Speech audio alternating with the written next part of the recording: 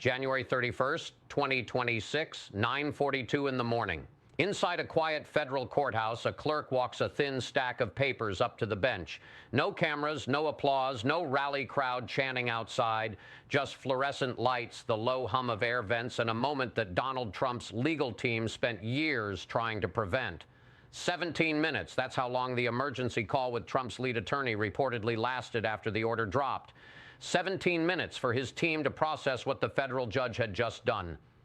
17 minutes before the reality sank in that the one person they've spent years keeping out of the legal blast zone was now being pulled directly into the center of it. Because with a few signatures and a sharply worded ruling, the judge shattered one of the last invisible shields around Donald Trump's world. Melania Trump must testify under oath. No automatic spousal privilege, no quiet carve-out, no graceful way to duck the questions. A former First Lady compelled to sit in a room, raise her right hand, and answer detailed questions about her marriage, her living arrangements, and the choices her husband made when he held the most powerful office on earth. For Trump's legal operation, it isn't just another setback. It's a breach inside the one fortress they thought nobody would dare touch. So how did it come to this? Why did a judge go this far? And what does it mean when the person closest to a former president is ordered to talk and can't just walk away? If you think this is just about gossip or drama, you're not seeing the real story. What you're about to hear changes everything. To understand why this order hit so hard, you have to understand the role Melania Trump has played in Donald Trump's political and legal universe. For years, Melania has been the silent figure in the photographs, the carefully controlled presence at rallies, the one who rarely speaks publicly and almost never sits for long, probing interviews. While Donald Trump built a brand on noise, confrontation, and constant media warfare, Melania built something else: distance. Distance from his scandals, distance from his legal battles, distance from the ugliest headlines attached to his name. Every time a new lawsuit hit, every time allegations resurfaced, every time prosecutors moved a little closer, there was an unspoken rule within Trump world: keep Melania out of it. No sworn testimony, no depositions, no discovery demands digging into her private life. That distance wasn't accidental, it was strategy. You don't expose your most protected asset unless you have no other choice. And for years, even when Trump himself was forced under oath, even when his companies turned over boxes of documents, Melania stayed off the witness list. Until now. This order didn't drop out of nowhere. It grew out of a strategy that was supposed to intimidate, to silence, and to control the narrative, one that spiraled into exactly the kind of discovery nightmare Trump's lawyers have spent their careers trying to avoid. It began, like so many modern political scandals, with words. A journalist, a commentator, or an author, someone willing to publish deeply uncomfortable claims about the Trump family, their money, their connections, and their past. Melania's team responded with what powerful people often use when they want to shut someone up: defamation threats, letters, warnings, demands for retractions. The message was simple: take it back or we'll see you in court. But here's the part most people outside the legal world don't fully grasp. When you threaten to drag someone into court for defamation, you open a door. And if that person decides to fight instead of fold, they get to walk through that door, dragging your life with them. In this case, the target of those threats didn't back down. They invoked protections designed to stop powerful figures from using lawsuits to silence critics. And once that happened, the question in front of the court wasn't just, did this person say something mean? It was, where does Melania actually live? How involved is she? And how much of her public narrative lines up with reality? That was the trigger, not a tabloid story, not a Twitter rumor, a legal counterpunch that turned a threat into a full-blown fight. And buried inside that fight was something Trump's team never wanted to see: a judge willing to say, if you're going to play this game, you don't get to do it from behind a locked door. If this were just one messy case, one strange ruling, you could chalk it up to bad luck or a bad judge, but it isn't. It fits a pattern. Look back over the last decade of Donald Trump's legal history, and you see the same moves over and over: aggressive threats, big public statements about suing enemies, carefully calibrated denials pushed out through lawyers and spokespeople. But when you zoom in on the courtroom side, the transcripts, the motions, the orders, Another pattern emerges. The line between political theater and legal reality keeps breaking down. Consider how often courts have had to step in to force testimony, documents, or compliance out of Trump's orbit. Subpoenas for emails and records connected to his inner circle, judges warning that broad confidentiality claims were overreaching, investigators asking again and again who knew what, who was in the room, who signed off. And throughout all of this, one zone stayed mostly untouched: the intimate details of Melania's world, her private communications, her day-to-day residency, the financial web that surrounded her. That wasn't because nobody was curious. It was because everyone knew crossing that line would set off a political explosion. You don't force a first lady or a former first lady under oath without expecting backlash. So the system bent. It turned a blind eye to certain questions, gave weight to certain claims of privilege, accepted certain assumptions without testing them too hard. This ruling breaks that pattern. It says no more special bubble. If you want to weaponize courts to protect a reputation, then you're going to have to sit in that same courtroom and answer questions like anyone else. That's not just a personal humiliation, it's a systemic shift. No one person creates this kind of legal standoff. There's always a system around them. Inside Trump's orbit, that system includes lawyers who've made careers out of pushing privilege claims to their absolute limit, PR advisors who know exactly how to frame legal setbacks as political persecution, and allies who repeat the talking points until half the country starts to believe them. It also includes judges, some appointed by Trump himself, who have at times seemed unusually patient with delay tactics, broad objections, and sweeping claims of immunity. In this new case, a federal judge walked right up to the edge of that patience, then stepped over it. The ruling doesn't just say Melania must testify. It dismantles a legal narrative that's been carefully constructed for years, that proximity to a president creates an automatic shield from basic accountability. The judge points to a narrow exception, one that allows spousal testimony when it's essential to resolving key questions in the case. That's not a loophole. That's the law saying if you're central to the facts, you don't get to hide behind the title spouse forever. But here's what nobody saw coming. By pushing this far, by insisting on this testimony, the court isn't just testing Melania. It's testing the entire legal culture around powerful political families. If you're watching this, imagine what that means for every senator's spouse, every governor's partner, every billionaire's carefully insulated family member. If this ruling stands, that wall of off-limits starts to crack. Don't go anywhere, because the fallout from that crack is already spiraling inside Trump's legal team. Within minutes of the ruling hitting the docket, Trump's attorneys scrambled to file emergency motions, appeals, anything that might slow the clock down or carve out a last-second exception. Why the panic? It's not just about what Melania might say, it's about what she can be asked. Under oath, she can be questioned about where she was living at specific times, what she knew about certain financial structures, accounts or transfers tied to Trump-connected entities, what conversations took place behind closed doors when scandals broke, when documents went missing, when legal threats were drafted. This isn't a TV interview. She doesn't control the questions. She can't just walk away if it gets uncomfortable. One scenario, legal analysts are already gaming out, goes like this. If she gives careful, minimal answers, she risks being confronted with documents or witnesses that contradict her. If she overshares or slips, she could accidentally expose patterns or conversations Trump's team has spent years denying. And then there's the darkest possibility. If prosecutors or opposing counsel can show that she knowingly lied under oath about finances, about residency, about what she saw or heard, she doesn't just embarrass her husband, she exposes herself to perjury charges. Think about that for a second. A former First Lady, not just answering questions about her marriage in public, but potentially facing criminal exposure if the truth and the narrative don't match.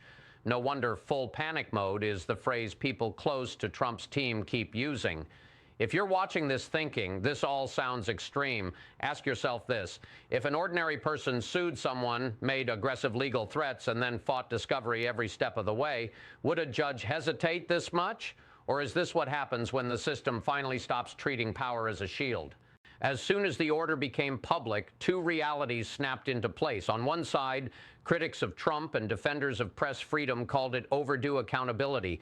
They argued that if you try to weaponize defamation law to scare journalists and silence critics, you shouldn't be surprised when a court demands receipts. To them, making Melania testify isn't harassment, it's the inevitable result of a legal strategy that backfired. On the other side, Trump's allies framed it as a political hit job. They described it as an outrageous invasion into a First Lady's private life, a new low in what they say is an endless campaign to destroy their family by any means necessary. They warned that if this can happen to Melania, it can happen to anyone connected to a political figure, regardless of party. So who's telling the truth? Is this accountability or weaponization? The reality is uncomfortable. It can be both a necessary legal step in a specific case and part of a broader escalating arms race where every side uses every tool to crush the other. But that's not the most disturbing part. The most disturbing part is what this does to already collapsing trust in the system itself.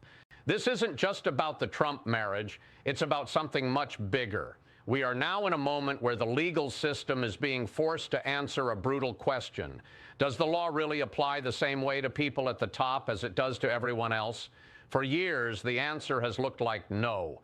Endless delays, endless appeals, endless claims of immunity and privilege. For ordinary people, subpoenas and court orders aren't suggestions. If you're told to show up and testify, you show up or you face serious consequences. You don't get to hide behind your spouse. You don't get to say, actually, that's private, when the issue goes directly to the heart of the case. This ruling drags that double standard into the light. If a former First Lady can be compelled to testify about her life and her marriage, what excuse does anyone else have? At the same time, if courts start pulling spouses into more and more politically heated cases, how long before every major political family is living in fear that one wrong lawsuit, one bad ruling, one determined prosecutor will drag their private world into public view? If you believe in due process, this should scare you. If you believe in equal justice, it should also feel overdue. That's the fracture. That's the conflict. And we're nowhere near done. You might be thinking, okay, but I'm not married to a president. Why should I care if Melania has to testify? Here's why. Precedent doesn't stay confined to the people it was created for. When a court expands an exception to spousal privilege in a high-profile case, that logic doesn't just vanish when your name isn't Trump. If prosecutors see a new path to drag spouses, partners, and family members into sensitive cases, they're going to use it. If civil lawyers realize they can pierce more privacy claims by pointing to rulings like this one, they're going to cite it. Imagine being married to someone under investigation and suddenly realizing that conversations you thought were private could be questioned under oath. Imagine being pulled into a deposition about financial decisions you barely understood at the time. Imagine being forced to choose between protecting someone you love and protecting yourself from perjury. That's not hypothetical.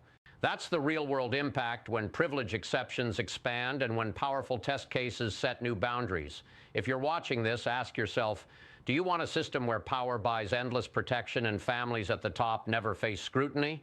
Or a system where courts, desperate to prove they're not afraid of the powerful, swing the pendulum so hard that everyone's private life becomes fair game?